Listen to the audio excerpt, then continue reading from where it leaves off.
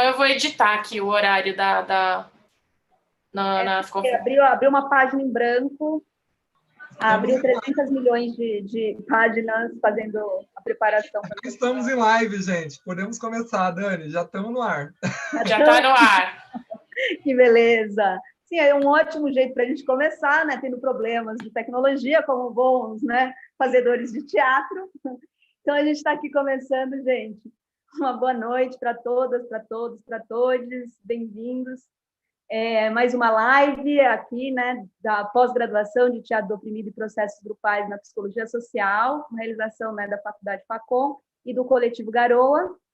E hoje a gente está aqui com esses queridos, o César e o Éder, um pouco para falar, vai ser uma live, né, de assuntos díspares, mas vamos vendo como que a gente vai criando um diálogo sobre tudo isso, né? O César veio aqui para falar, né, da prática com o teatro oprimido em saúde, e o Éder vai um pouco contar da prática que ele realiza e tem sistematizado da dramaturgia rural, né, e a atuação com criança, né? Então, eu vou aqui, para começar, só dar uma lidinha aqui, uma apresentação breve dos dois, para todo mundo poder conhecê-los, Então, vamos lá. Então, o César Augusto Paro, nunca tinha ouvido assim, mas vamos lá. Educador popular em saúde, possui residência artística em Teatro do Oprimido pelo CTO, no Rio, e em Arte e Saúde na Universidade Federal de Pernambuco, é isso? Pernambuco. Integra o GESTO, Grupo de Estudos em Teatro do Oprimido, integra também o Laboratório de Estudos em Atenção Primária à Saúde da Universidade Federal do Rio de Janeiro e o Grupo de Trabalho de Educação Popular e Saúde da Abrasco, que é a Associação Brasileira de Saúde Coletiva. É isso. O Éder Carvalho, querido, bem-vindo também, é artista e pesquisador brasileiro e cidadão do mundo. Graduando em licenciatura e bacharelado na geografia, teve os seus inícios, seus estudos em teatro, né, no Teatro Escola Macunaíma, também possui formação em Teatro Fórum e Arco-Íris do Desejo, ambas técnicas de Augusto Boal, realizado no Centro de Teatro do Oprimido, também no CTO do Rio de Janeiro, né? Em dança contemporânea, tem formação em Viewpoints, na Tailândia, orientado por, aí você me ajuda, hein, Weber? Steven Weber, é isso? Preparador de musicais da Stai Companhia de Dança de Ana Borghetti, é isso? Em dança clássica, formado em Odissi, na Índia, sob orientação, agora você vai ter que me ajudar mesmo, do guru Hatchikanti. Kelucharan Mahapatra. É isso. No Sajan, qual Sajan que é? Sirjan. É isso. E em danças populares no Instituto Brincante de Antônio Nóbrega. A partir das experiências com diferentes linguagens e culturas, sistematizou o método de dramaturgia rural. Proposta dramatúrgica criada a partir de vivências com a cultura oral e popular da América do Sul e do mundo. Pesquisa vem sendo difundida e apresentada a grupos, artistas e educadores na América do Sul, África, Europa e Ásia. Agitador cultural busca, através de artigos acadêmicos e publicações, dar visibilidade aos aspectos da cultura paulista e a dos povos originários da América do Sul, com o objetivo de sistematizar possibilidades para uma nova proposta de educação emancipadora e crítica. E tudo isso e muito mais, né? Ambos com aí uma longa trajetória, né? E com desenvolvimento de trabalhos, né, muito bonitos. Fico muito feliz, viu, com vocês terem aceitado o convite. Já em nome de todo o coletivo, eu acredito, agradeço. E queria começar, então, com o César. César, que você falasse um pouquinho de saúde, né? E queria que você um pouco falasse, porque saúde é um termo que pode ser abordado de muitas formas, né? E uma forma bem recorrente é, muitas vezes, entender saúde como a capacidade produtiva do sujeito, né? E sempre abordando de uma forma muito individualista, né? O que vem a ser saúde e doença de uma forma muito dicotômica, né? Então, eu queria que você um pouco começasse a falar da sua trajetória, contando um pouco a perspectiva de saúde que você atua e um pouco qual é a atuação possível com teatro, né, com teatro oprimido, dentro dessa perspectiva. Olá, eu sou, como o Dani me apresentou, sou César. Eu venho de uma formação de um curso da saúde, né, fonoaudiologia, e aí dentro da fono me encontrei, então, com a perspectiva da promoção da saúde, da educação popular em saúde. Isso fez com que, então, eu buscasse uma formação em saúde coletiva, né? E aí eu fiz residência em saúde coletiva, me tornei sanitarista, mestrado, e atualmente estou finalizando o meu doutorado. E aí lá, quando eu estava me formando, lá em Campinas, né, a gente já estava experimentando um pouco alguns dispositivos artísticos para pensar as nossas práticas comunitárias, né? A gente atuava em bairros de Campinas, do subúrbio de Campinas, e aí a gente experimentava muito a palhaçaria e começamos a desenvolver com o teatro do oprimido. Isso então me abriu um pouco o olhar sobre a potencialidade do TO, né? Quem vive TO sempre se provoca muito e aí isso então fez com que eu buscasse uma formação em teatro do oprimido. Então me formei em teatro do oprimido e continuo me formando sempre, né? Porque se formar em teatro do oprimido significa estar em ação, né? Estar em ação e reflexão o tempo inteiro. E aí, sempre o mote da interseção que eu faço entre o teatro do oprimido e saúde é pensar como é que, né, a gente pode potencializar as experiências práticas, né, no sentido do bem viver, da dignidade e da autonomia humana. Então, eu sempre busco explorar esse diálogo na saúde a partir do e com o teatro do oprimido. Mas o com, no sentido de junto, não no sentido de meio. E aí que eu acho que é a principal questão para a gente pensar o TO na saúde hoje e as práticas problematizadoras de modo gerais que buscam, então, serem usadas na saúde. Porque a gente tem que se afastar da ideia do com, né, de uma ideia de um mero instrumento, né? Porque quando a gente trata o TO como instrumento na saúde, e eu digo isso porque estando na saúde, é assim que muitas vezes a gente busca o TO, né? Como, eu quero essa ferramenta. Como que, na verdade, esse olhar da ferramenta, né, do jeito que a gente olha, é um olhar de uma certa instrumentalidade que é carregada de tecnicismo, de um procedimentalismo, de uma verticalização, de um autoritarismo, de um colonialismo e de, por fim, uma dominação. Isso porque aí, quando a gente se apropria na saúde, né, se a gente só apropria numa vertente técnica do método do TO, que é despreocupada e desvencilhada dos seus pressupostos políticos, ela, na verdade, ela pouco pode ser potente, né? Ela perde muita potência. Então, existe, né, uma das grandes questões que a gente tem que debater, problematizar e repensar é a hegemonia do saber biomédico dentro da saúde, e que ele não é compatível com os pressupostos teóricos, conceituais e epistemológicos, né, do próprio teatro do oprimido, né? E essa hegemonia da biomedicina no campo da saúde, ela tem, então, centrado o seu fazer na doença, né?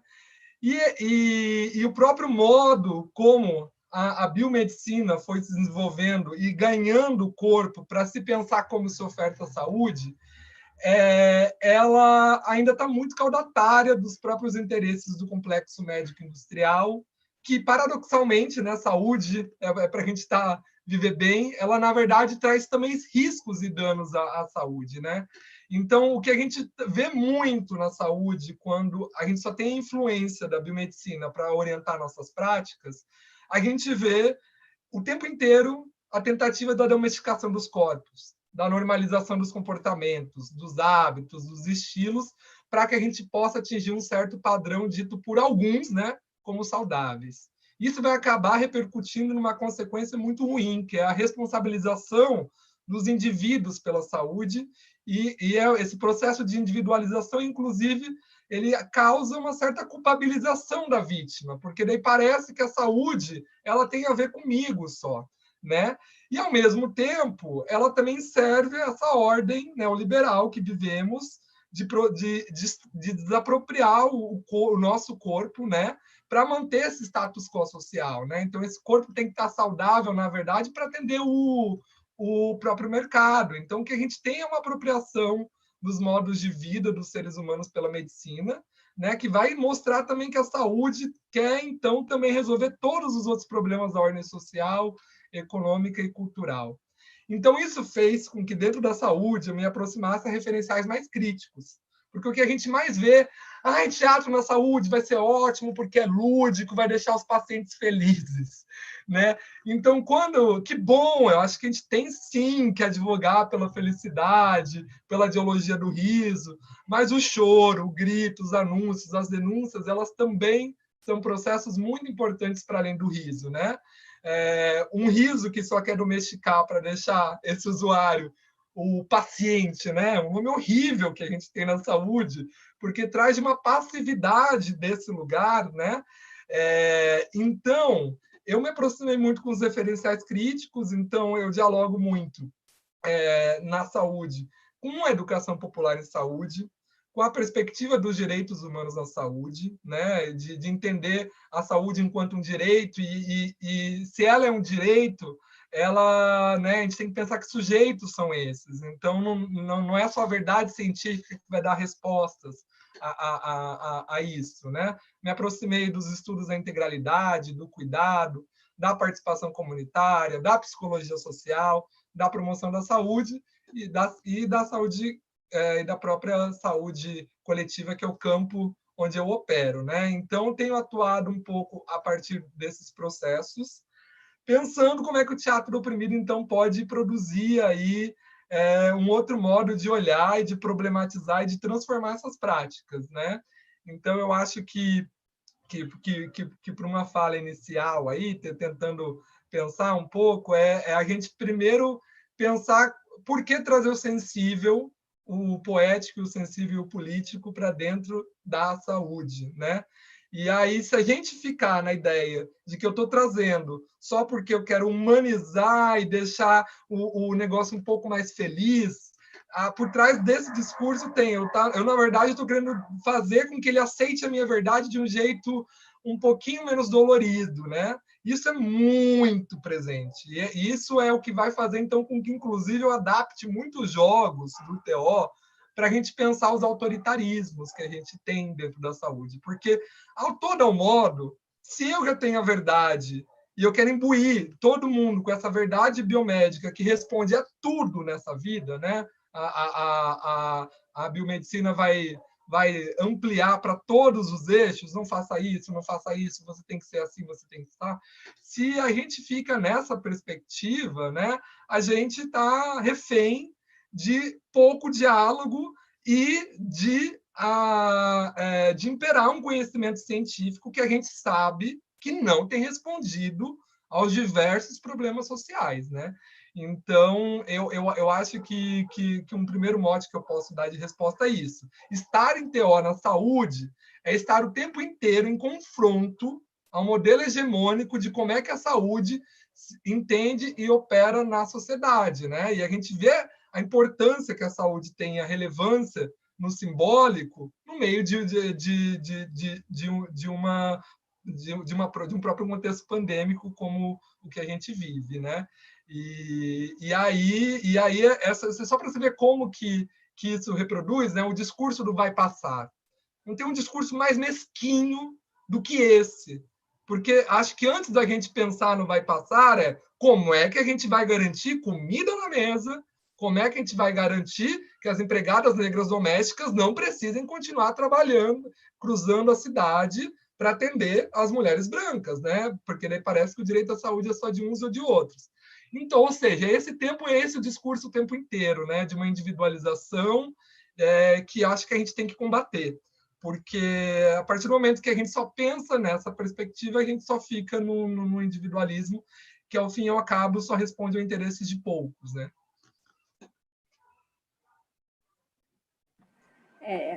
ótima introdução, né?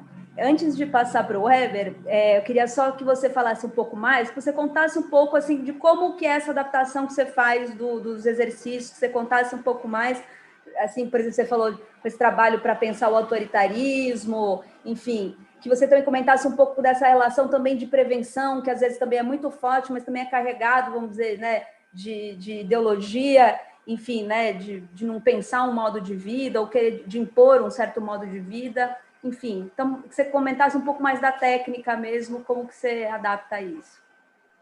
Ótimo. Bom, eu já tive experiência com TO nos diversos campos que abarca a saúde, né? Então, a gente pode pensar que as atividades que a gente pode pensar na saúde, a gente pode pensar elas em promoção da saúde, prevenção de determinadas doenças, o processo diagnóstico e de cuidado, o processo de reabilitação e a redução de danos, que é quando a gente aceita também na saúde que o dano existe, o risco existe, e como é que a gente, de certo modo, vai lidar com os riscos, né? Assumi-los. E nisso tudo tem como que esses profissionais da saúde, eles operam isso, né? Então, eu tenho tido a minha atuação mais, apesar de já ter feito assistência, utilizações do TO nesses diversos segmentos com a população, o meu maior campo de práticas tem sido com profissionais de saúde, seja profissionais já formados, seja profissionais em formação. Então, no caso de profissionais já formados, né, a gente tem dentro da saúde que a gente chama de educação permanente em saúde, que como é que esse profissional dentro do serviço aprende com o serviço, né? Para isso a gente precisa aprender, porque é isso, todo o contato clínico, todo o contato na saúde, ele sempre está cheio de novidades, e ninguém nunca vai se formar, né, completamente para ser um ótimo atendente. É a partir da prática que eu posso me repensar. Então, nos processos de educação permanente de saúde, eu normalmente estabeleço oficinas, né, onde a gente repensa como é que se dá, como é que a gente tem ofertado a nossa assistência, né? Então, é quase um processo da gente pensar como que é o acolhimento. Mas, às vezes, para chegar nisso, eu trago outras dimensões para a gente repensar como é que a gente fica e quais são os problemas da gente não ser acolhido. Então, antes mesmo, às vezes, de trazer já a discussão do setting clínico, eu gosto muito da gente passar pelos pelas diversas experiências pregressas que a gente tem e que vai nos constituindo enquanto sujeito, que vai fazendo com que quando eu chegue no serviço, eu chegue com uma frieza e eu acabe reproduzindo tudo isso. Então, sempre, é claro, tem um resgate muito grande, porque esse profissional de saúde, muitas vezes, que é racista e que pratica racismo, ele não necessariamente, às vezes, está ligado que isso está rolando, porque ele teve processos de subjetivação numa formação enquanto sujeito numa sociedade racista, que nos ensina, né, que nós brancos somos superiores, né? E aí isso vai se dar muito grande e sempre é muito forte na saúde, porque a gente também tem na saúde uma certa elite cultural, né? Se a gente pensa na categoria médico, qual é a cor desse médico? Normalmente são pessoas brancas, que nunca pisaram numa comunidade, ou se pisaram, rezaram para nunca mais pisar, né? Que foram obrigados a pisar, mas não quiseram estar aberto a aprender. Então, normalmente, eu adapto alguns jogos, muitas vezes, por exemplo, o grande jogo do poder, né? Que é aquele que a gente coloca as cadeiras como se fosse uma sala de aula. Às vezes eu brinco a partir da figura do consultório, né? Eu coloco um consultório ali para a gente pensar quais são as relações de poder que circulam também dentro de um consultório, para a gente rever esse lugar do próprio paciente, né? E tal. Com estudantes na graduação, eu tenho feito um processo que é, primeiro, a gente entender como é que está sendo esse processo da universidade. Porque o massacre que a formação universitária também faz nesse sujeito é enorme, né? As universidades, elas imperam pela questão do conhecimento técnico e do pensamento racionalizante. E ela esquece que o sensível, ele é tão importante porque, na vida real, nós não somos um mero aglomerado de órgãos. Nós somos sujeitos que temos histórias, que temos contextos, que temos vivências, experiências boas e ruins. Então, a gente trabalha um pouco para eles se abrirem enquanto sujeitos que vivem um processo universitário que tenta cercear esse olhar. E aí é interessantíssimo, porque daí vai vir como a prática universitária extremamente bancária, ela sempre vem nos relatos dos próprios estudantes, né? Então, a gente trabalha primeiro essa dimensão das opressões que estamos vivendo, porque a gente acredita que trabalhando isso também te dá um start para se ligar, né? Como é que eu vou estar agora conectado aos problemas dos outros também? E sempre é diverso, né? Porque a gente, na UFRJ, a Universidade do Brasil, uma das universidades mais tradicionais, a gente tem uma maioria de estudantes ainda branca, mesmo com a política de cotas, né? Então é interessantíssimo que mesmo os poucos estudantes negros, quando vêm, e o racismo sempre vem, porque esse é um tema gerador aí forte, a gente causa abertura de poros assim por meio do TO, e aí eu utilizo mais estética do oprimido. Com os estudantes, a gente não chega a trazer tanto nessa perspectiva de processo que eu tenho feito, a gente quase nunca chega num fórum. Né? A gente prefere passar pela estética do oprimido, pelos jogos, e discutir tudo isso que vem aí. Né? E, por fim, aí só para contar que daí, fora a formação de profissionais, quando a gente está com os usuários, eu já tive várias experiências aí, que é realmente de formar grupos para teatralizar e pensar esse cuidado que temos e o cuidado que queremos, né? Então, sempre nessa dimensão do anúncio e da denúncia, né? Eu acho que é um pouco isso. É muita coisa para contar, né? Daí você tenta resumir, enfim. Tudo bem, depois a gente também vai abrir, né, para as perguntas, enfim, né? Então, aliás, eu não falei no começo, então já antes de a gente começar com o Ever, de quem quiser, já podem mandando perguntas que no final a gente vai passar para eles, para vocês também poderem participar, dialogarem, né? Então, Ever, bem-vindo. E acho que para começar, querido, eu queria que você contasse também um pouco da sua trajetória, né, de como é que foi o seu processo de sistematização, né, da dramaturgia rural, um pouco contando como isso se articula ou não se articula com o teatro oprimido, qual que é a especificidade e em que outros lugares você também se alimenta para essa, né, para essa criação, para essa sistematização. Tudo bom? Boa noite, todo mundo. Boa noite, César. Boa noite, Daniela. Obrigado pelo convite aí para a gente falar um pouco sobre o teatro do oprimido e um pouco da dramaturgia rural. E é interessante, quando eu até estava notando aqui algumas coisas que o César estava falando, e uma das coisas que ele falou do procedimento, né, hegemônico da medicina. Tipo, algumas coisas são, né, e, por exemplo, o meu menino, ele está com 1 aninho, né?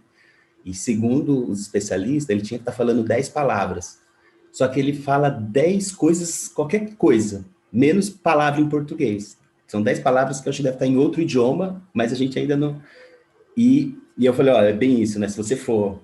Eu acho que essa coisa da hegemonia, essa coisa da técnica é bem isso mesmo, democratizar. E eu acho que quando você terminou perguntando, né, qual é a relação com o teatro oprimido, eu acho que o teatro oprimido é inspirador para você tentar democratizar qualquer tipo de técnica, né? Eu acho que é por isso. Essa foi o meu contato com o teatro oprimido. Eu estava em Santana de Parnaíba, sou do Paraná, mas vivo em Santana de Parnaíba, que é uma cidade que tem é o berço dos bandeirantes. Então, quando você pensar em um bandeirante ruim, você pode ter certeza que ele nasceu em Santana de Parnaíba. Então, a cidade, ao mesmo tempo que você pode ter essa noção, a cidade, ela tem várias estátuas dos bandeirantes, um centro histórico muito bonito, né, muito preservado, até porque se preserva essa ideia da cultura do bandeirante e tal. E a gente ia para a escola, ainda molecada, a gente tinha um pouco de... A gente questionava um pouco, né? A gente era de grêmio estudantil, então a gente não gostava muito da história que era contada, era obrigado a cantar o hino, então a gente questionava muito. Aí a gente resolveu que a gente queria também fazer, recontar outras histórias. E aí a gente começou, eu e um amigo meu, o Miromar Sintra, a gente colocava um livro, um tapete com um monte de livro na praça, e aí a gente emprestava os livros para as pessoas, né? E aí a gente emprestava e devolvia quando quisesse. E aí nesse tempo a gente ficava conversando sobre as histórias da cidade, e aí a gente pensou em começar a fazer isso dentro das escolas, ouvir as histórias que a gente estava ali, a partir das pessoas que pegavam o livro, passavam e falavam sobre a cidade, porque o nosso foco era conhecer a cidade, Santana de Parnaíba. E aí as pessoas contavam histórias e a gente começou a virar, né, colher, e aí a gente montou o sarau para apresentar em escolas. E aí um dia veio um desafio, um teatro convidou a gente para apresentar uma peça, mas a gente só fazia sarau, né? Era uma coisa, eu acho que hoje, a gente continua fazendo a mesma coisa, mas era algo muito musical, algo, né? E aí a gente fazia isso, só que veio o desafio de montar uma peça, e a gente falou, vamos montar uma peça sobre o Rio Tietê, né? Vamos contar a história do Rio Tietê a partir de um protagonista que não participou dessa história. E aí a gente vai inserindo um índio, né? Vai inserindo vários... a gente procura uma bibliografia que referencia... Era ainda uma referência muito colonizada, mas ainda assim trazia um pouco essa coisa da presença do indígena, né? E aí a gente vai fazendo isso, e morando no interior, você aprende fazendo, você não tem muita opção de aprender em algum lugar, né? Talvez hoje, com a internet, isso que a gente está fazendo aqui, os lugares tenham perdido um pouco, né, essa noção da relação na formação dos artistas. Mas a gente tinha muito isso, de ter que aprender fazendo. Então a gente foi aprendendo e fazendo. Aí eu tive contato com o Teatro do Zé Celso, tive contato com o Macunaíma mesmo, eu fiz minha formação no Macunaíma, mas para a gente era um teatro que era estranho, porque a gente achava que era falso, que a gente fazia, que o ator tinha que interpretar alguém de forma falsa, assim, é uma coisa, não pegava. E aí eu assisti um dia um vídeo falando do Boal, né, do Teatro do Oprimido. Aí eu falei, meu Deus, que negócio doido. Acho que todo mundo tem essa impressão quando escuta, né, quem pôde trabalhar com o Boal, né, mas quem escuta as coisas que o Boal deixou, mesmo ler os livros, é tomado por uma... É como um freire, né? É tomado por uma emoção de fazer algo. Nossa, agora eu... E aí foi isso, eu tive esse primeiro contato. Aí eu procurei, eu lembro que era a Kelly e a Yara, né? Era o Max, esse dia eu vi ele também, o Max, né? Uma galera que fazia parte. Foi o primeiro contato que eu tive, foi acho que no Teatro Coletivo, em São Paulo ali. E aí depois disso eu fui embora, né? Eu fui para a Inglaterra, né? Aí nessa mesma época eu estudava propaganda e marketing, né? E aí eu fui para a Inglaterra. E aí, na Inglaterra, eu fui deportado. Eu fiquei preso 3 dias e voltei. Quando eu volto, eu vou para o Teatro do Oprimido, né? Passo um tempo, eu vou para o Teatro do Oprimido. E aí, quando eu chego lá, a minha história é contada, né? A gente conta a minha história. Aí, de novo, que eu acho que foi o que eu notei do César também, foi uma opressão vivenciada, né? Eu falei, nossa, eu consegui colocar para fora algo que eu talvez... E eu tive uma visão sobre xenofobia, por exemplo, que eu não tinha nem ideia. Né? E aí eu falei, nossa, isso é muito potente. E eu acho que eu virei um multiplicador disso. Né? Eu falei, eu preciso fazer isso. E aí a gente em Santana de Parnaíba, do tapete literário, a gente acabou arrumando tanta confusão no município que a gente ganhou um espaço para a gente montar uma biblioteca, a gente montou o Instituto Sufruto Verdeus, né? E aí começou a ter oficinas de samba rural paulista, que é uma manifestação da cidade, né? Começou a ter oficinas de teatro do oprimido, né? Bem nessa, aprende e já devolve, aprende e já devolve. E eu acho que sempre foi muito híbrido o processo, né? E aí eu acho que o que aconteceu foi que a gente aceitava muito isso, essa coisa de ser híbrido. Então, como a gente tinha como desejo recontar histórias, a gente passou a fazer oficinas, e dentro dessas oficinas a gente tentava trazer possibilidades da pessoa contar histórias que não necessariamente fossem verdadeiras, mas que a gente entendia que traz algo que dá para trabalhar, né? E a gente fazia isso, foi fazendo, e nesse processo aí a gente vai amadurecendo quanto às leituras, algumas coisas que você vai aprendendo com os outros, né? Porque daí eu vou participar da Rede Sem Fronteiras de Teatro do Oprimido, aí eu vou ter contato, né, com vocês, né, com a Yara, com a Kelly, o pessoal do CTO, né, mais a Claudinha, a Bárbara, que foram as pessoas que participaram, né, que me atravessaram, né, me formaram. E eu sempre tive muito isso, né, essa coisa de misturar. E nessa de misturar e inventar jogo, a gente fez, um dos jogos que eu fiz foi que a pessoa tinha que pensar em um objeto e pensar um poder para esse objeto. E a partir desse poder, desse objeto, pensar que esse poder te dá capacidade de fazer coisas que você realmente gostaria de fazer e que você só consegue com esse objeto, porque no final esse objeto é mágico. E depois, uma pessoa que não quer que você domine essa magia, que você não tenha esse objeto, e essa pessoa te encontra em algum lugar. E esse lugar é um lugar muito importante para tanto você quanto ela. E é nesse lugar que ela te toma esse objeto. Então, você tinha uma história em 45 segundos, né? Porque ela pensa no objeto. Então, você conseguia fazer isso. Isso era um exercício que a gente fazia, um jogo que a gente fazia. E aí, eu fazia, você convida, né, para fazer, tem um grupo aqui, você não quer trabalhar com umas histórias, recolher histórias. Falei, é uma oficina com escola de 14 anos, criança de associação, porque, né, eu trabalhei muito com associações, assim, de bairro, essas coisas, né, até muita associação espírita, que elas chegam muito nos bairros, né, então você acaba sendo um lugar que você acaba atuando, que é nessas... E tinha muita criança, e eu falava, eu vou ter que fazer isso. E quando eu fazia isso com o grupo da dramaturgia rural, que aí são pessoas mais velhas, a gente fazia isso e no final a gente tentava chegar no fórum. Então a gente tinha a situação, tudo, e a gente montava aquela cena, e a partir daquela cena a gente tentava fazer um fórum, debater o que tem ali, né? Eu não sabia ainda a força do objeto, né? Porque eu entendia que o objeto na contação de história, na história para as crianças, ele tem uma função sempre mágica, realmente, né? E ele é sempre, ou aparece ele, ou aparece um adulto, né? E aí, quando eu fiz um teatro fora com criança, eu achei que eles iam trazer os objetos, né, interessantes, aqueles problemas que o adulto gosta de tratar. E aí eles me trouxeram uma faca e queria matar o irmão. Eu falei, não, isso aí não pode, não vai fazer fora, você não tem razão, né?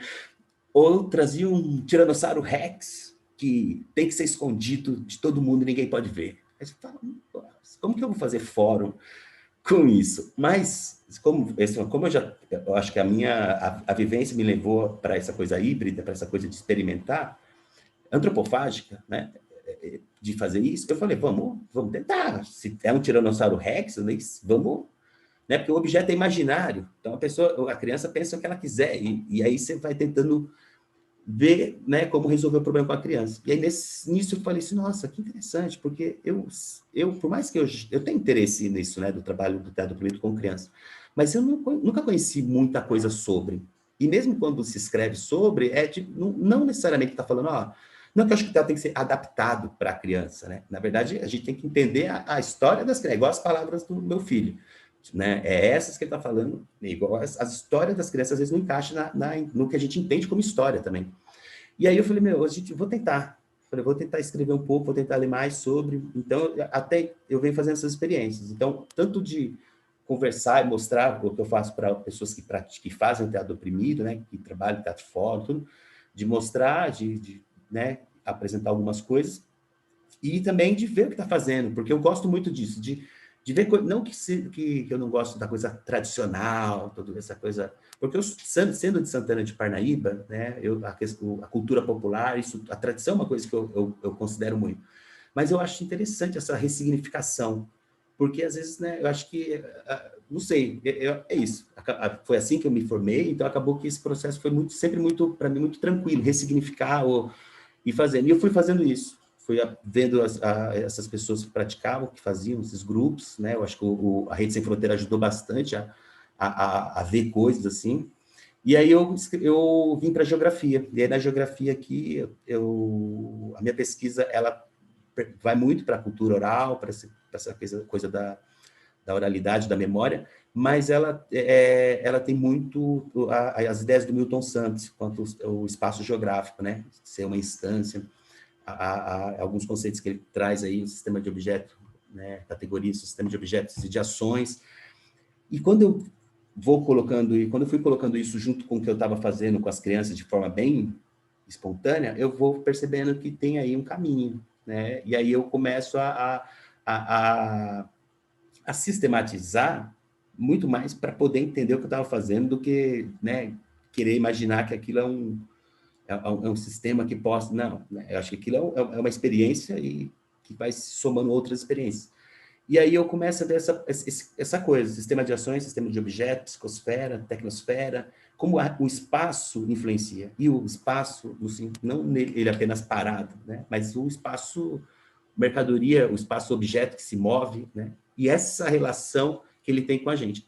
Aí eu voltei a fazer com os adultos de novo, também, porque eu achava que era só para criança, porque só dava história muito viajada, né? Aí eu voltei para os adultos de novo. Mas até então eu fico nisso. A gente tem um grupo lá de Santana de Parnaíba, hoje eu estou aqui em Ourinhos, então hoje, o grupo que eu trabalho é o CALAT, que é um grupo aqui de Ourinhos, que é formado por geógrafos, é a mesma coisa, a gente fica experimentando jogos e fica tentando fazer isso, ao mesmo tempo que eu fico tentando escrever sobre, né? Acho que 2019, 2018, a gente está tão ruim no tempo hoje que você não sabe aonde você parou, né? E eu acho que foi o encontro dos Sem Terrinhas, foi em 2018, o nacional. E a gente participou de todas as etapas dele, né? Do municipal, do estadual e foi até o nacional. E a gente foi convidado por uma professora, a Lourdes. E ela foi a pessoa que acreditou bastante assim, no que a gente estava fazendo, né? Porque a gente começou com a sala dela e ela foi levando a gente para ir conhecendo todas as esferas ali, né? Então, agora vai fazer com a escola, agora vamos fazer porque é um assentamento que tem escola, né? Do MST, tudo. Então, já vive um ambiente mais progressista, né? Então, esse tipo de técnica também dava para trabalhar. Por quê? Um dos problemas que você encontra é que os primeiros opressores acabam sendo os pais e as mães, ou alguém que cuida da criança. Então, você coloca numa situação complicada, porque a criança continua sem poder de resolução, né? Que ela é tutelada por um adulto. Então, aí você, novamente, o objeto já está no exercício que a gente está propondo, mas, novamente, vai ter que ter a presença do adulto.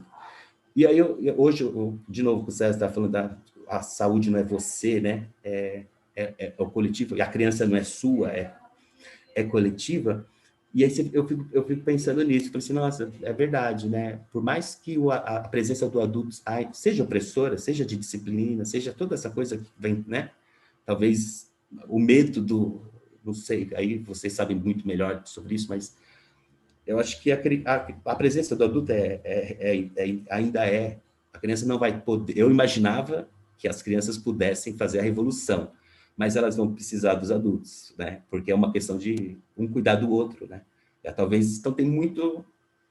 E aí eu estou muito nisso agora, eu estou tentando sistematizar disso, de tentar organizar, de ver os efeitos que tem, porque já teve situações onde a história contada tinha um limite que você podia ir e você... Né? Tipo, você expõe muitas pessoas.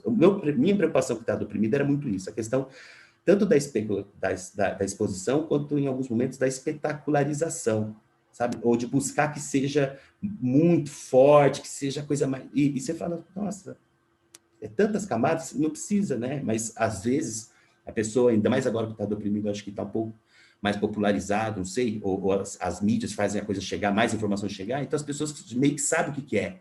Então, elas vão meio que já querendo, vamos debater o que é, eu vou debater então, bom... E às vezes fala, ixi, mano, podia ter sido bom. Às vezes você tem dentro do processo das oficinas boas histórias que poderiam aparecer, mas a pessoa ela não ainda ela coloca de uma maneira tão simples que os outros, quando vê o outro falando, ideia!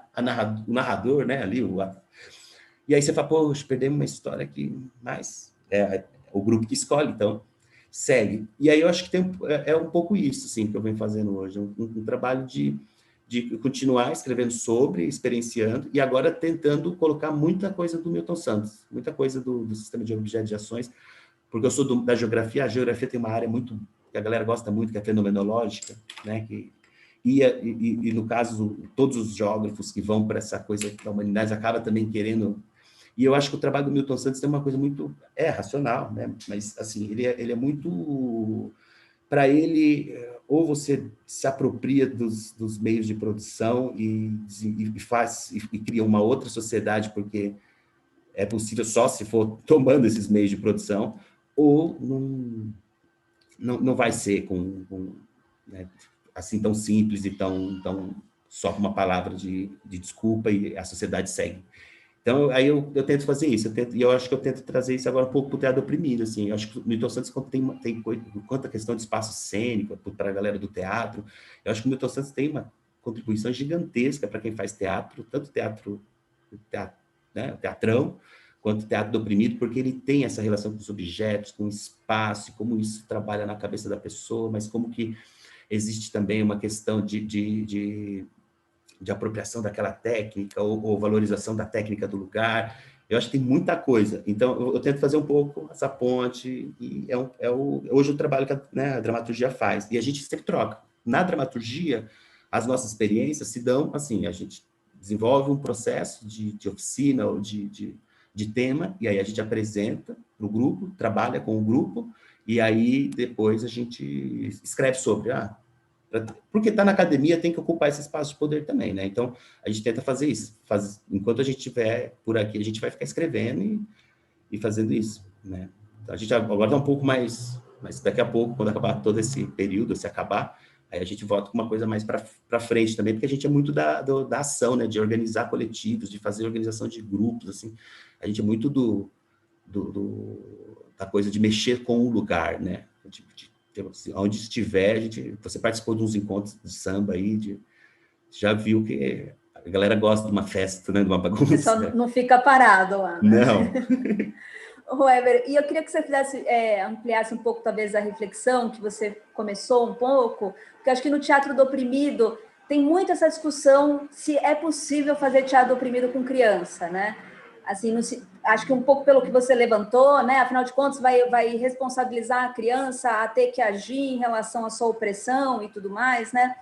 Apesar, ao mesmo tempo, fico pensando na frase, né, do Krenak, que fala assim, que não tem nada mais ofensivo do que você dizer para uma criança o que você quer ser quando você crescer, né? Que nega justamente o fato dela já ser algo, né? Então, eu queria que você refletisse um pouco sobre isso, assim, que, óbvio, né, acho que a gente consegue ter um certo consenso de que não dá para responsabilizar a criança, mas, em certa medida, eu também vejo uma potência de abrir um espaço para a criança, inclusive, poder contar, né, da sua violência, né? A gente já teve muitos casos trabalhando com pessoas mais jovens que foram um espaço onde puderam denunciar momentos de abuso, enfim, né? E a gente poder agir em parceria, né, também, como qualquer coringa, né, nesse momento de agir, né? Então, eu queria um pouco que você refletisse sobre isso e quais são os aspectos que você acha que dá para trabalhar com criança, para além, inclusive, da questão da opressão em si, né? Qual que é a potência, né, que pode ser desenvolvida a partir da teatralidade, enfim, do trabalho que você desenvolve.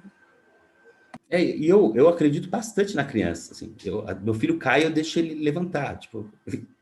E aí, eu vou esperando, eu falo, né? Às vezes eu fico meio... Se levanta, se não... né? Você está observando, você sabe. E eu acredito... Às vezes eu falo para ele, assim, eu deixo ele na cama e falo, fica aí.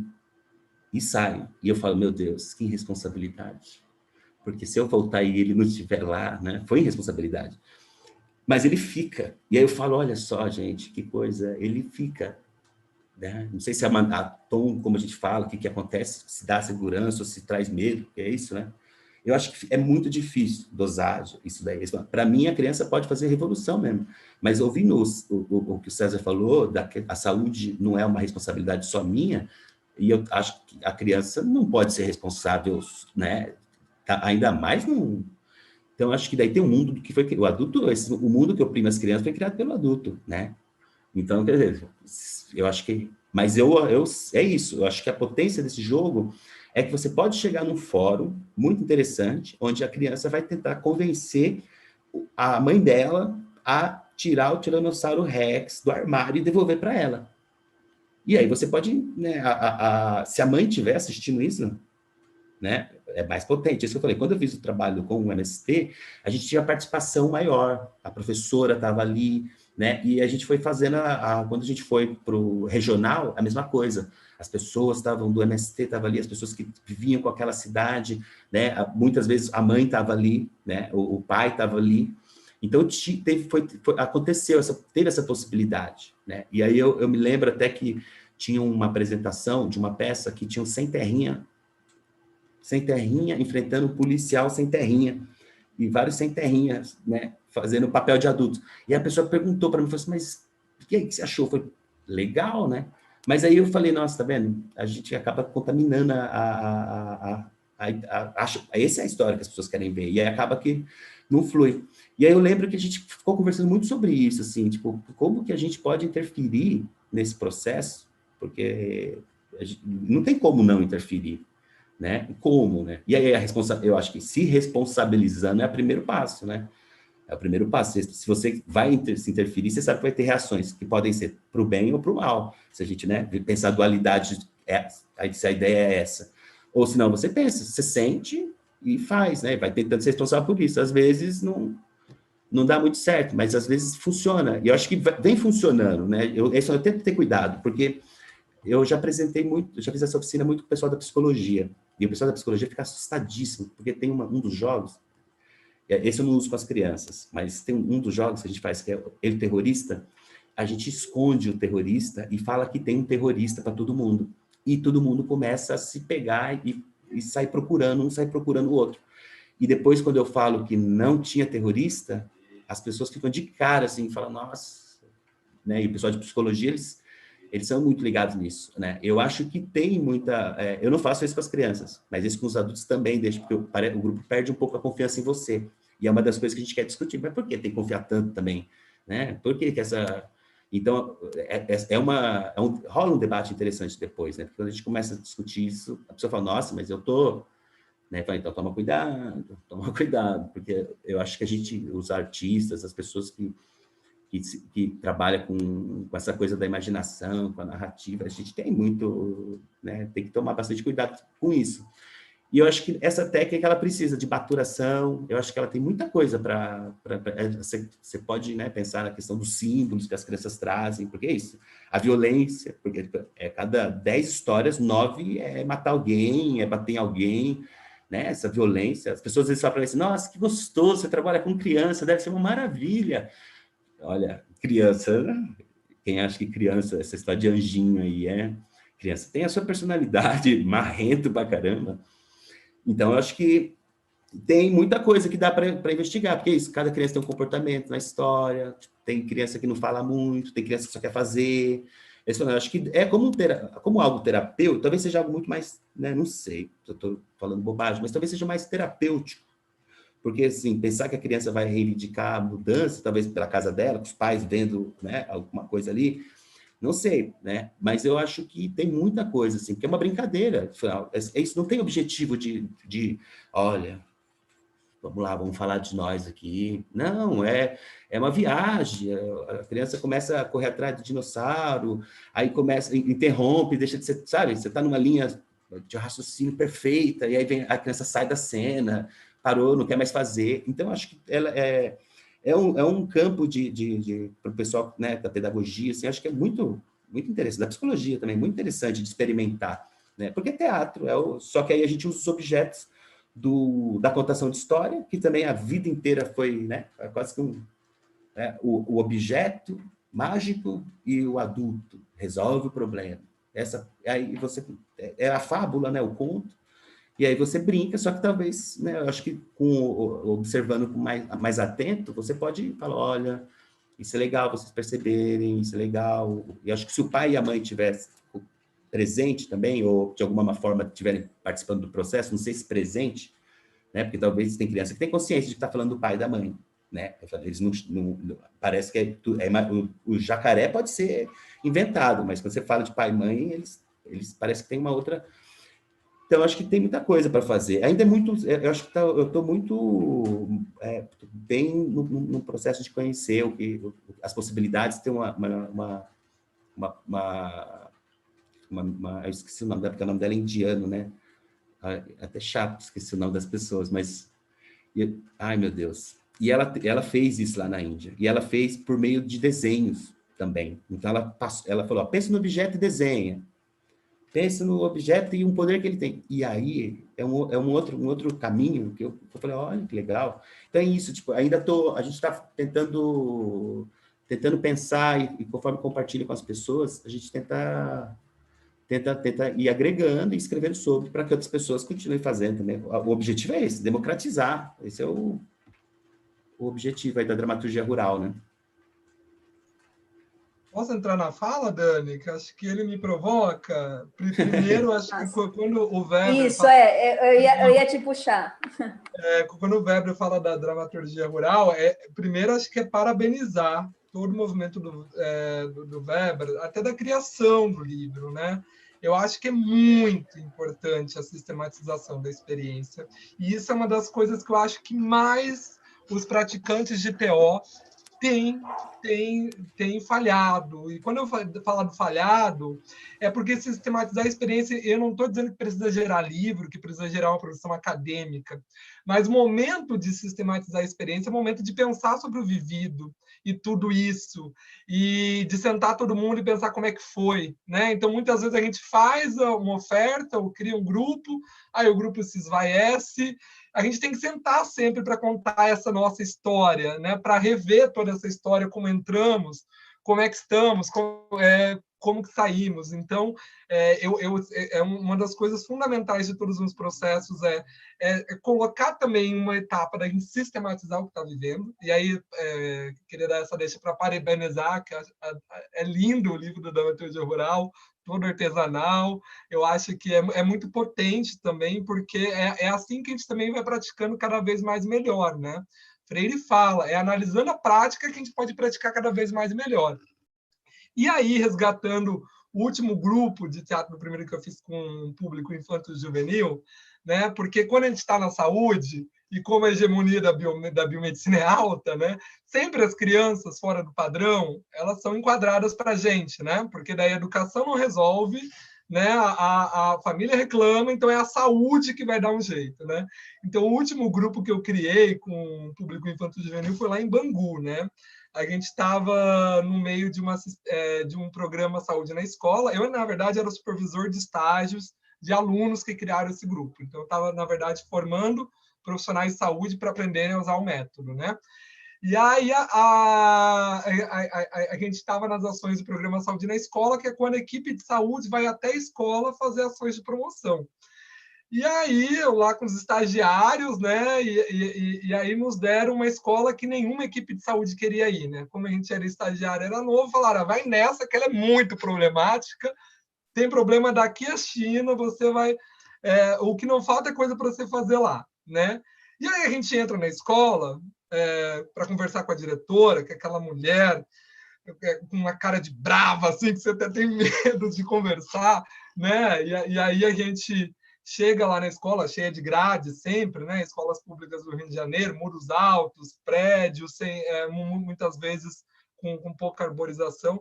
Chega lá, daí tem que a segurança tirar o cadeado, né? E a primeira coisa que a gente chega no mural, que a gente entra na escola e dá de frente para o mural, está escrito: respeite o professor, ele é a única pessoa que ainda acredita em você.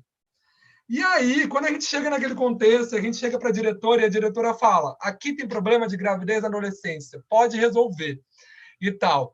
E aí imputam para a gente um problema muito complexo, que sai de uma dimensão que não tem a ver só com uso de preservativos. Quantos de nós aqui sabemos muito bem como colocar um preservativo num órgão genital? Claro que tem pessoas que não sabem, mas não é essa a tônica. Muitas vezes as pessoas não usam, não é pelo motivo de não saber usar.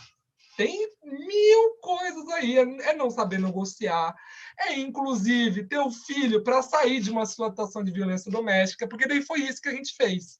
Nos deram abertura, e aí a gente foi fazer o quê? Foi ouvir a versão das crianças para o problema da gravidez na adolescência. E aí a gravidez não era o problema, porque a gravidez era a saída de casa, com o pai que bate. O problema era como lidar com a família quando engravida, porque às vezes o pai expulsa e não deixa nem pegar roupa. Então, quando você reposiciona, né, e a gente fica, nossa, César, mas você vai ajudar a criança a buscar a solução para isso?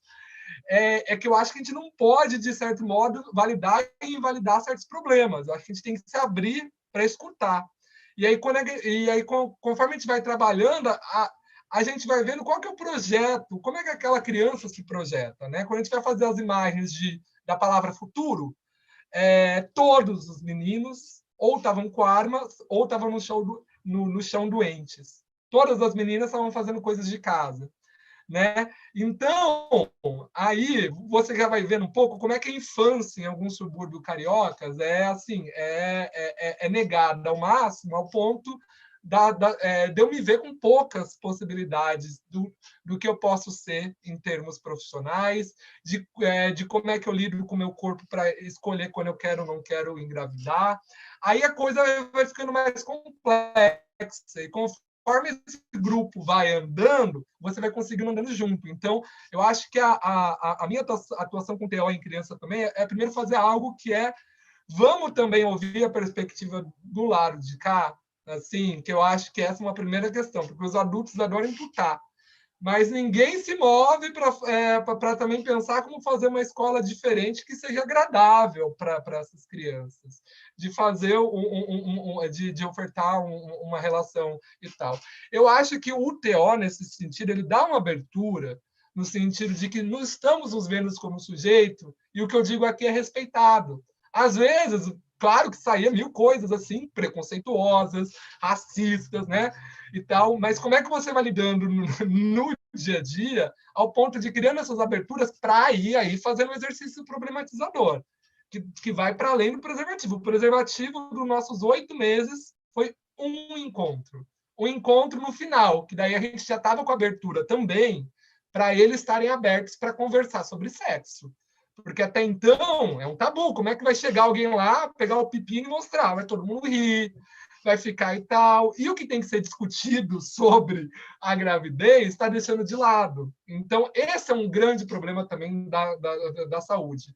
Eles nos medicalizam as crianças, colocam um problema, e a gente normalmente compra esse problema, acredita no diretor, acredita na família, e esquece de ver que, na verdade, no lugar daquela menina, até engravidaria. Opa!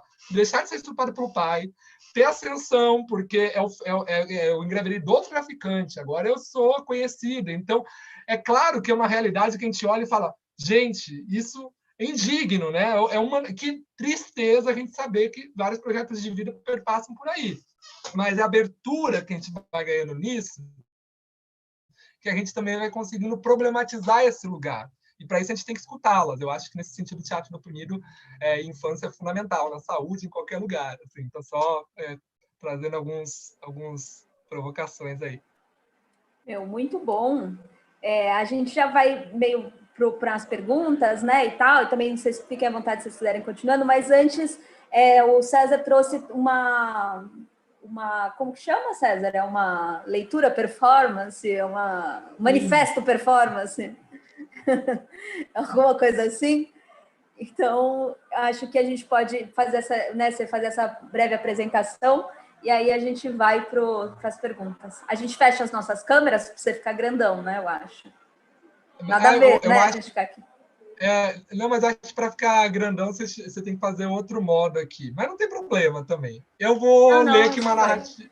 Eu vou ler uma narrativa aqui produzida a partir de um dos grupos de estudantes de medicina, fisioterapia, saúde coletiva e outros cursos de graduação sobre como é que a gente tem usado o teatro do oprimido para nos formarmos, né, e nos humanizarmos. Quintas, 18 às 20 horas. Um auditório numa unidade básica de saúde. É neste cenário que estudantes, professores e profissionais de diversas modalidades da área da saúde se encontram rotineiramente para as atividades de ensino, pesquisa e extensão do Laboratório de Estudos de Atenção Primária da UFRJ. Sujeitos em círculo para, em silêncio, se olhar. Por vezes, tais olhos se fecham, com corpos estirados ao chão para serem guiados por viagens imaginárias. Por outras vezes, tais olhos são desafiados a ver tudo que se olha, a estudar as imagens corporais produzidas, a ler as poesias ou narrativas escritas, a apreciar nossas pinturas, desenhos e esculturas criadas. Todo este material é uma composição de nós mesmos, de nós que se entrelaçam. Trabalhamos com os eus, os tus e os eles. E assim vão emergindo alguns nós. Sob o mote de trabalhar subjetividade, corporeidade e dialogicidade na saúde, nos colocamos em experimentação, que passa pelo estudo crítico sensível deste mundo e vai até o exame propositivo participativo das alternativas para a construção de um outro mundo. Aqui não nos interessa restringirmos a abordar questões técnicas da saúde. Tematizamos, problematizamos e performatizamos tudo que nos atravessa. Afinal, o cuidado em saúde é atravessado por tantas coisas além de aspectos procedimentais, não é mesmo? Investigamos juntos as jaulas, as amarras, os discursos que cerceiam nossos voos para o cuidado de si, para entender nossas potencialidades na arte de cuidar. Nos oxigenamos ao estar juntos. Simbólico e sensível aqui não se dissociam. As diversas linguagens e os diversos saberes são todos, sem exceção, considerados nas nossas criacionices. Ora somos palhaços, ora desenhistas, ora poetas, ora profissionais de saúde, sempre sujeitos. É isso, é um texto que a gente compôs aí para relatar um pouco como é que é a vivência para a gente, porque é isso, o ato de transformar é transformador, né? Então, viver em TO, pensando outra saúde, também nos transforma, e eu trago um pouco aqui.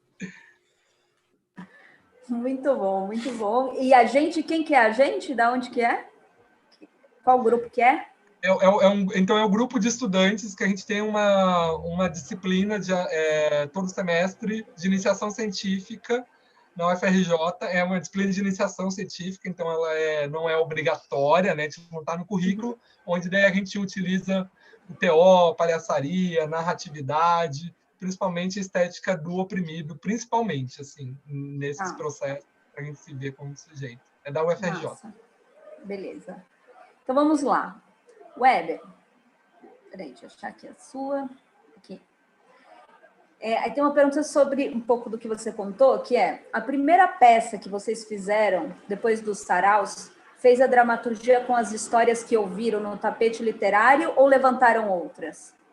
Contaram sobre os bandeirantes em Santana? Se sim, como foi? As histórias se misturavam, né?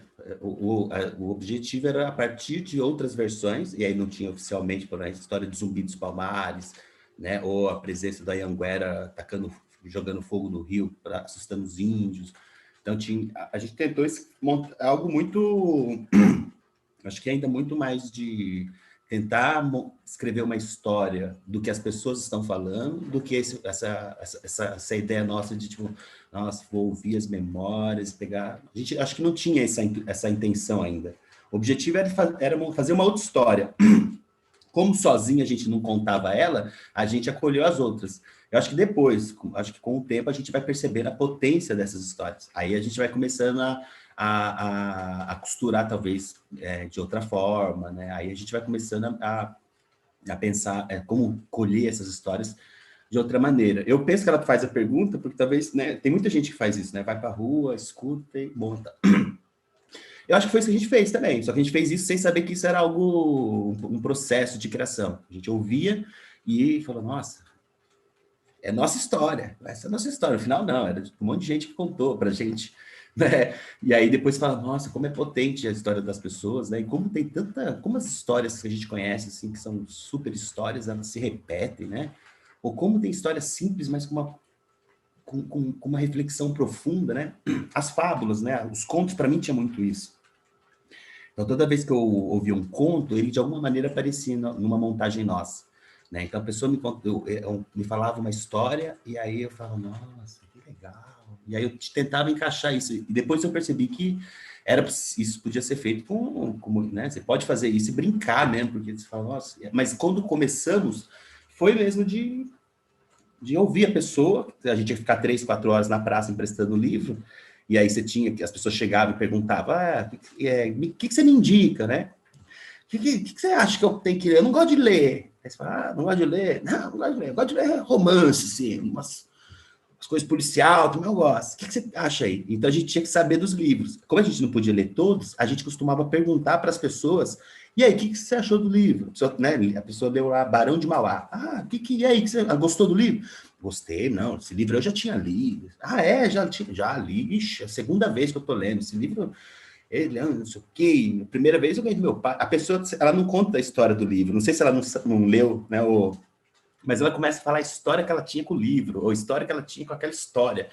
E aí, para a gente, era sempre, nossa, que legal isso. E aí, eu acho que a gente foi começando é isso, né? Ouvir as histórias das pessoas, e os livros também foram, os livros foram fundamentais, assim, porque a gente tinha muito interesse nos livros, a gente lia muito, né? Não era só as histórias, a gente gostava mesmo, a gente achava muito bom quando a gente tinha um livro do Hermann Hesse, né? Ou quando a gente tinha um livro do Sérgio Buarque de Holanda, a gente tinha essa coisa de ter esses livros, e o Tapete a gente buscava fazer muito isso, não era pôr livro para a pessoa ler só, vamos pôr uns livros aí que todo mundo lê, não, a gente não tinha best-seller, não porque não tenha, né, pode ser bom, deve ter alguns que sejam bons, mas o objetivo era a gente encontrar coisas que tinham a ver com o que a gente estava querendo falar, então acho que os livros foi o gatilho para as histórias que as pessoas contavam. E como a gente tinha muito essa questão de falar, mas você é daqui, e Parnaíba é uma cidade muito conservadora, assim, de quem é parnaibano, nasceu em Parnaíba, é filho de parnaibano. Se você chegar lá, você não vai ser considerado um parnaibano,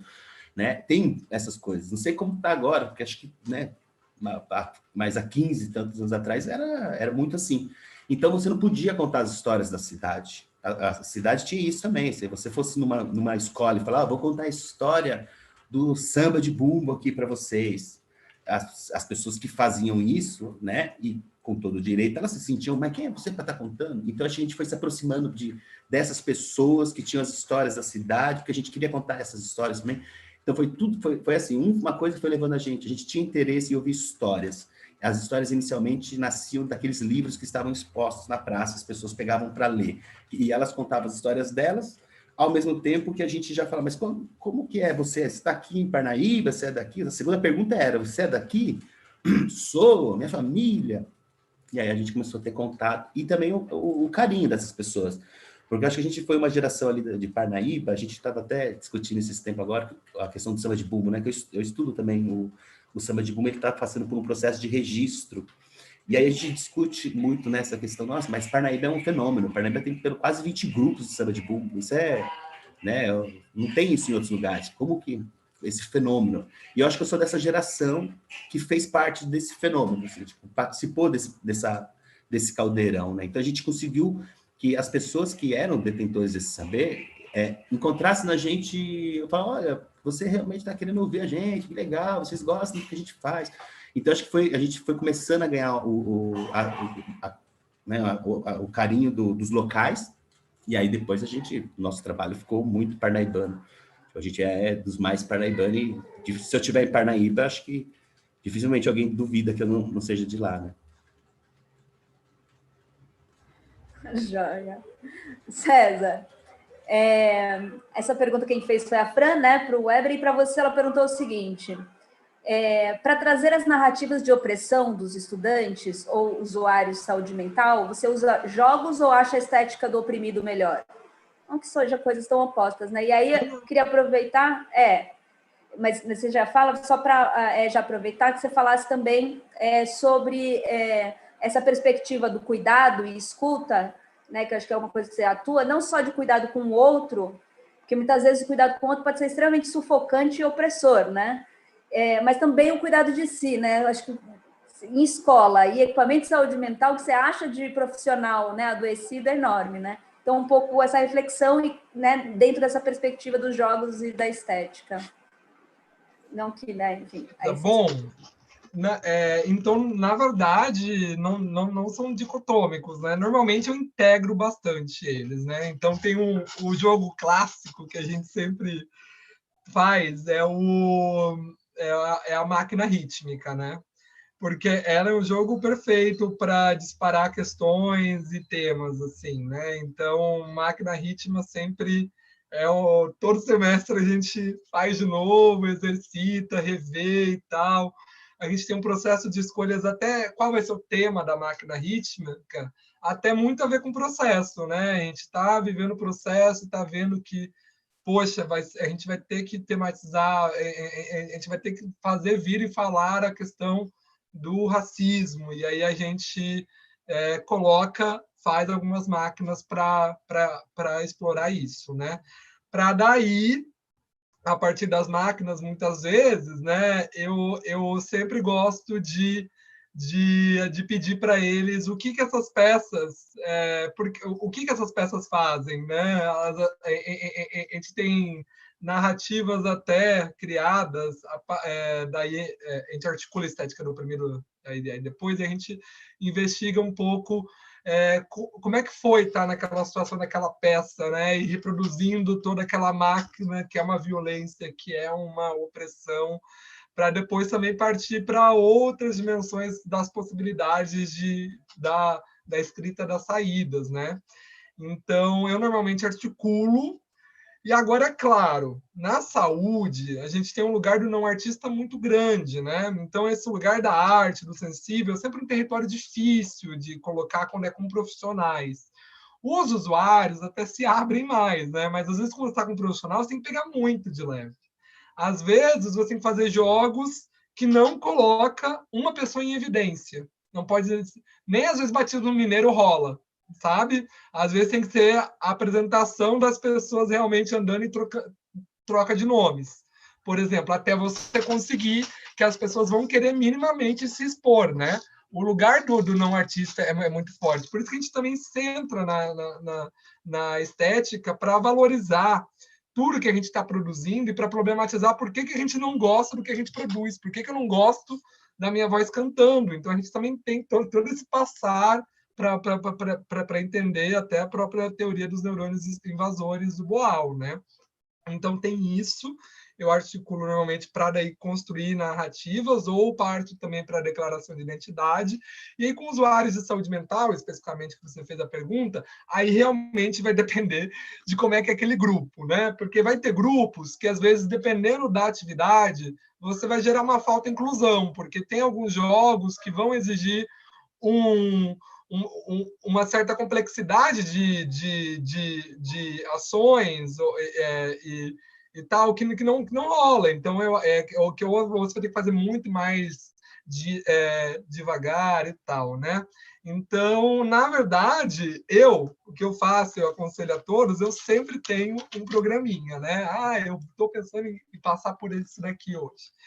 E eu sempre não cumpro esse programa, né? Porque você aparece lá e você vai vendo que, poxa, não está rolando. Então, eu acho que a maior questão é como é que a gente se revê no processo o tempo inteiro, assim, né? Então, acho que é por isso que a gente bebendo dessas experiências, fazendo diáriozinho dos jogos, até das possíveis adaptações, porque às vezes a gente está fazendo um jogo e a gente vê que não está funcionando, que aquela consigna não pegou, e aí eu acho que é muito importante. Eu tenho o meu aqui que eu vou escrever, nossa, não funcionou hoje por isso, e depois me coloco em reflexão que adaptações possíveis, né?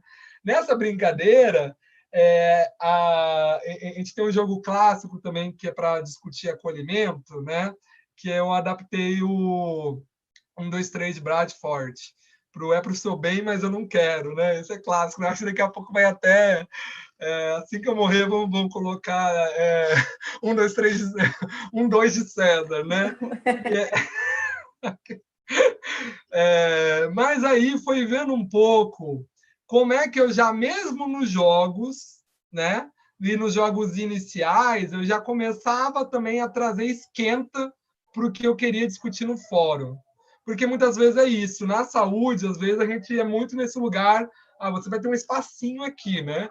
E você fica, pô, então não vai dar para fazer todo aquele processo bonito em TO, que a gente passar pelo aquecimento, 4 jogos, chegar, fazer um modelo de fórum pelo 4 marcas e depois ainda fazer um fórum deles. Não dá, né? Então, eu até aproveito, às vezes, os próprios jogos para já ir trazendo algumas questões que eu sinto que são questões ali para serem discutidas, né? E aí, então, essa adaptação que eu faço, né?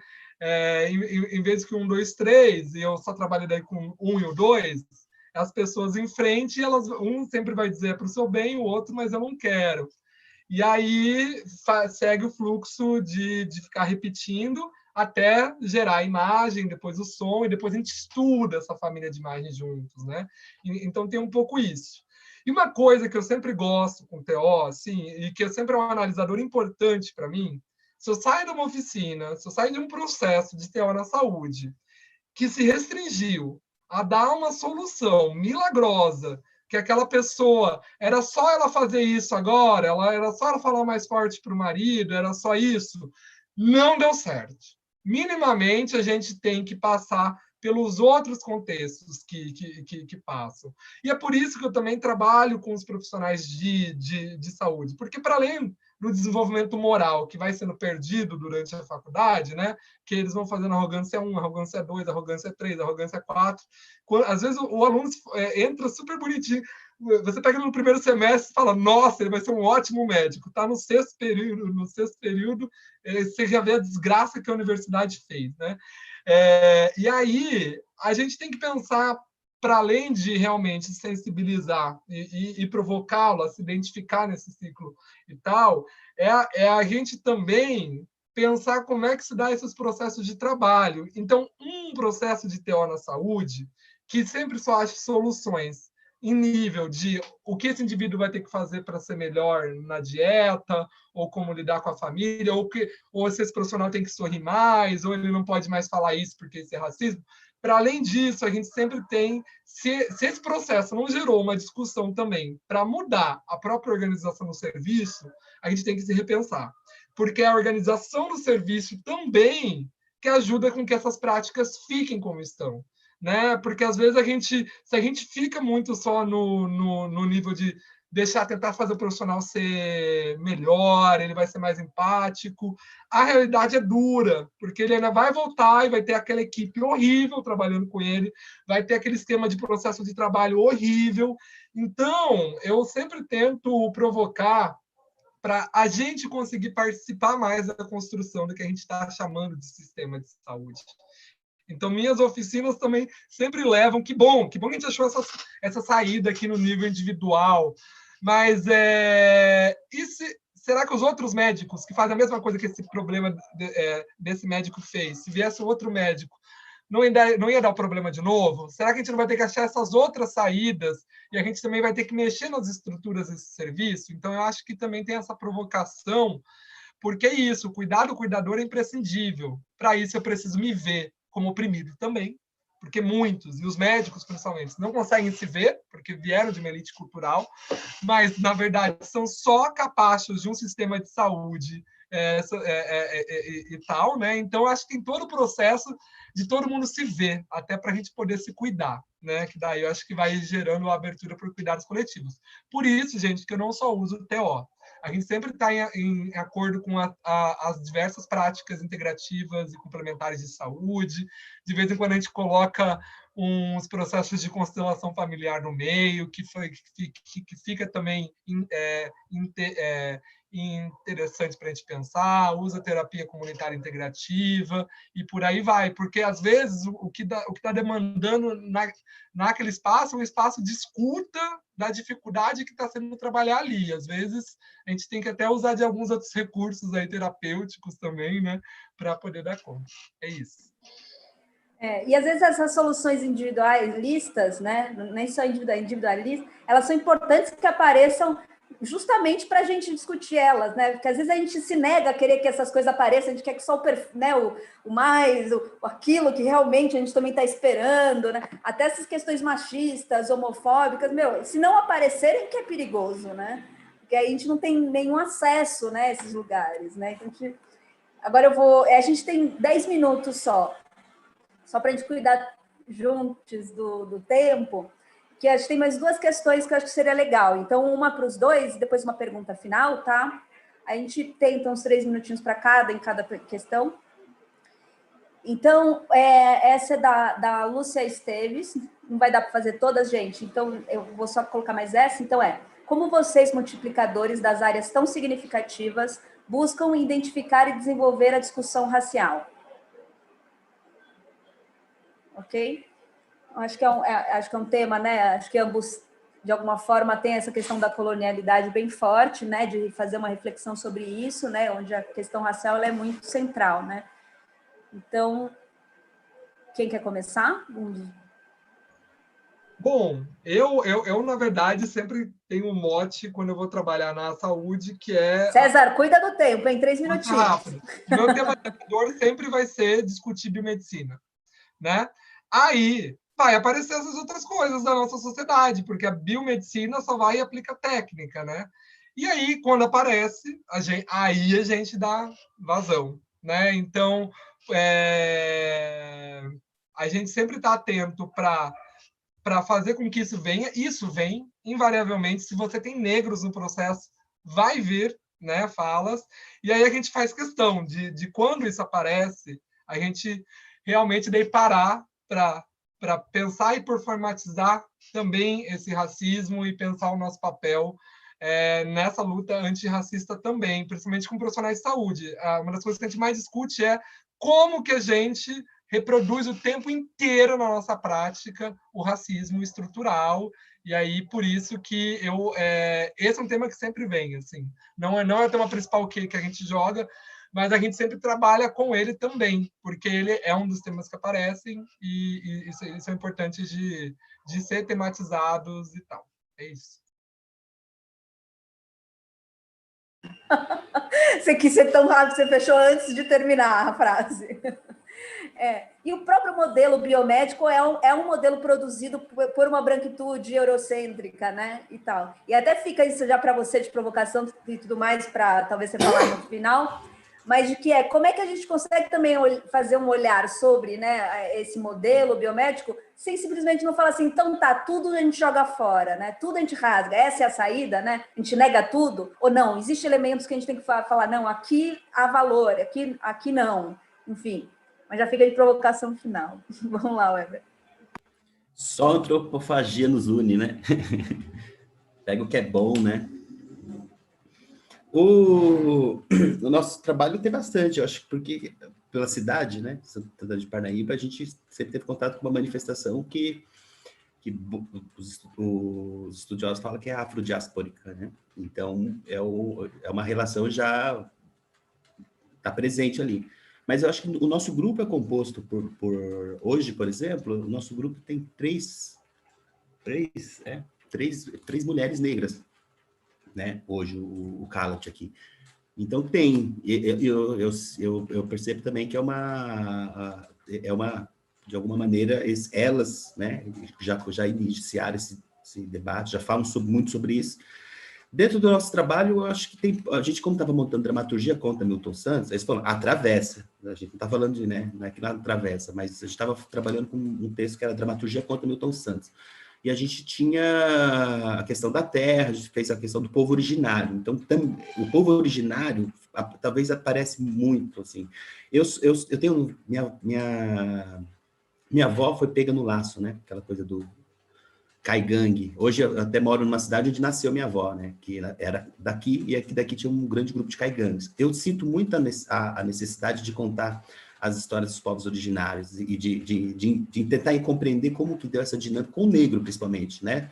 Porque, para o samba de bumbo, que é essa manifestação muito, muito negra, ela tem uma presença indígena, mas, como sempre, os índios, ou ele está na aldeia, ou ele deixou de ser, né? E aí a gente acha que não tem mais índio, que o índio é aquele que... E talvez isso, né, com essa questão da decolonialidade, seja um debate que vai...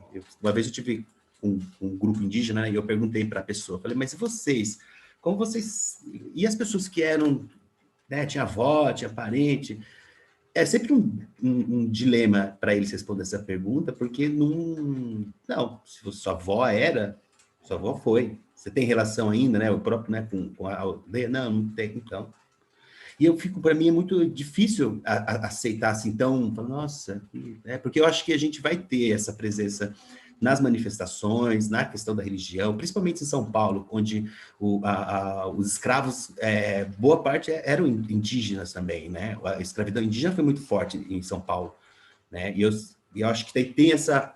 Eu gosto muito da gente trabalhar com esses assuntos, a gente tenta trabalhar com as histórias, tem muito, é muito presente. Acho que a gente está aprendendo com o que está acontecendo também, né? Porque você tem hoje também uma pluralidade de visões sobre o assunto que você, né? Até a decolonialidade, né? Você pode ver ela pela viés mais do povo originário ou afrodiaspórica, né? Então, quer dizer, eu acho que a gente está aprendendo ainda bastante com tudo que está acontecendo.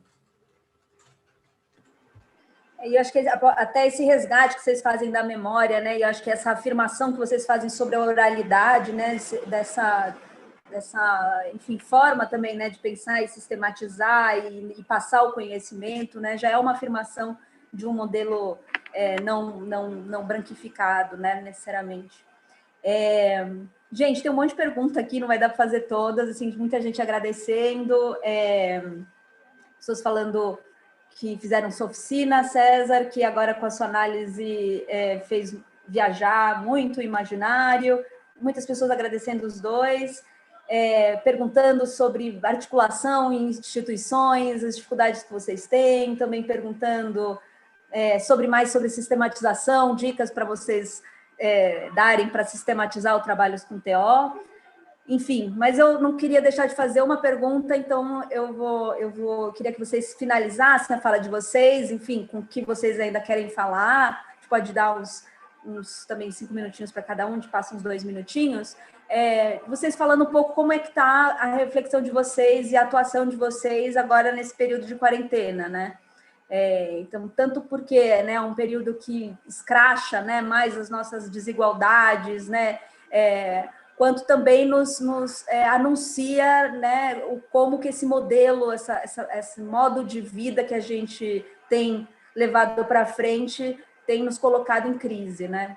Então, eu queria tanto que vocês comentassem um pouco sobre isso, quanto se vocês estão conseguindo fazer teatro, estão tentando desenvolver alguma coisa por aqui, via online, teatro digital, o que vocês estão achando? É possível, não é? Enfim. Quer comentar? Tá bom, já abriu. Vai, bora. Bom, eu acho que o contexto de crise sanitária, ele só veio compor com as outras crises que a gente já vinha vivenciando, né? A gente vem em processos de crescimento do ultraconservadorismo no Brasil, né? Vide a eleição presidencial que a gente teve, como é que está sendo o resultado dos municipais também, infelizmente. Mas, se a gente pensar, né, eu acho que um pouco, assim, eu fico muito feliz de saber tantos movimentos que estão ocorrendo e como tem circulado mais várias coisas. Esse tanto de gente negra que tem sido morta e mostrada, isso acontecia diariamente, acho que a gente tem conseguido cada vez mais, aproveitando dessa crise sanitária e dessa difusão das tecnologias, conseguir pôr mais dedos na ferida, né? Então, eu acho que a gente tem um movimento, sim, de que a gente tem conseguido mais, de certo modo, circular isso, né? Eu acho que a gente tem aprendido a usar melhor as redes sociais, eu acho que tem ganhado força alguns movimentos. E aí, é claro, assim, nesse contexto pandêmico, com os estudantes de medicina, a gente resolveu continuar nos encontros, e foram encontros para a gente se cuidar, né? Foi encontros para a gente pensar o fim da vida, até porque era isso, muitos de nós estavam sendo jogados em estágios nos hospitais, tendo que ir trabalhar sem equipamento, então foi todo um processo da gente se pensar também nisso, e aí a gente daí fez algumas coisas de estética, produziu muitas narrativas, leu muitas narrativas, pensou sobre elas, pensou sobre o fim da vida. O que a gente tem feito na pandemia é isso.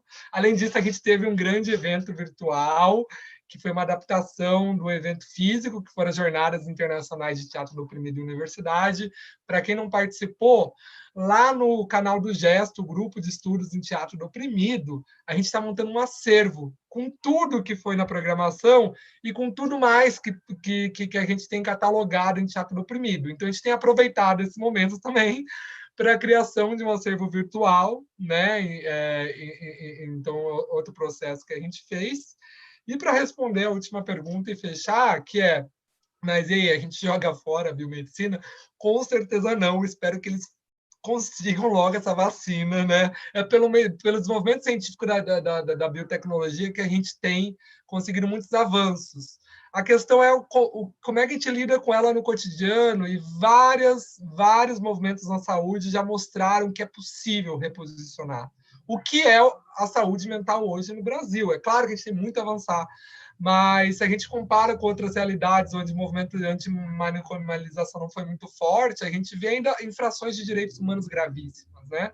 Então, eu acho que a gente conseguiu, por exemplo, no movimento antimanicomial, não jogar fora a psiquiatria, mas usar o que ela tem de melhor. É como é que a gente articula dela, e também não deixa ela dominar a nossa vida, porque ela não explica tudo, né? Então, eu acho que o movimento não é realmente jogar fora, é de articular. O problema é que do lado de lá, eles nunca vão querer articular, porque eles vão dizer que a gente está fazendo teatrinho, que a gente está fazendo lúdico, alegria, não sei o que lá.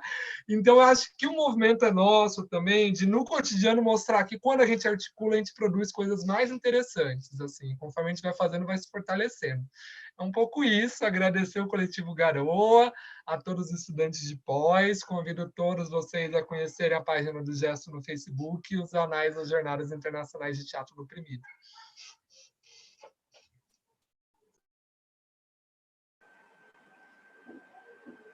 Weber, pode mandar ver.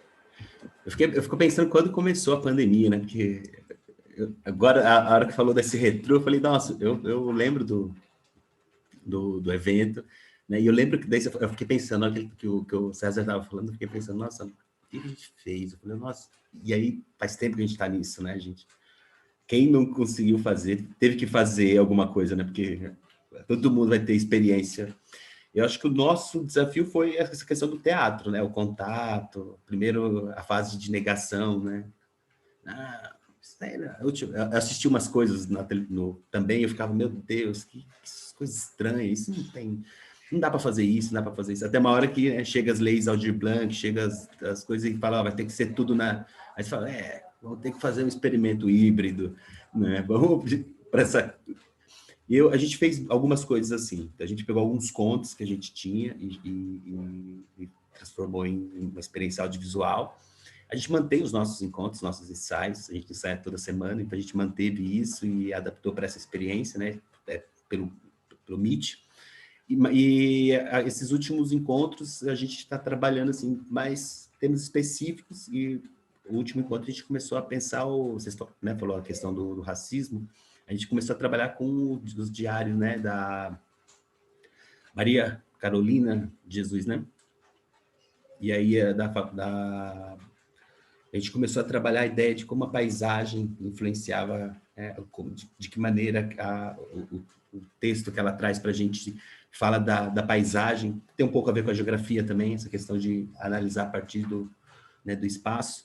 E aí a gente está fazendo um pouco isso também, de tentar participar mais dessa coisa da decolonialidade, entender o que está acontecendo e participar desses cursos. É isso que, né, acho que abriu uma porta, a gente pode falar com muita gente, pode conhecer muita gente. De vez em quando eu estou invadindo aula de professores renomados e fazendo perguntas, eu falo, nossa, isso é impossível de fazer em dias normais. Então, a gente está tendo esse contato. Acho que hoje, por exemplo, o César, ele recebia meu artigo e falava, Weber, trabalha nisso aí. Aí eu tinha que trabalhar. Aí o último eu até mandei para ele, falei, César, paciência comigo, que esse é o meu primeiro.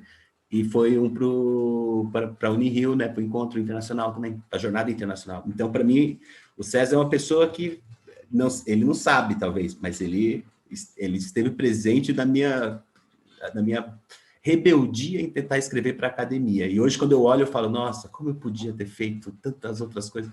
Mas é isso, né? Eu acho que esse momento, essa situação fez com que a gente tirasse um pouco a força do local e ficasse muito global. Então, a gente passou a reconectar pessoas que estavam distantes e a pessoas que a gente talvez não se conectaria, porque o local é muito, muito forte. Não sei o que fica disso, né?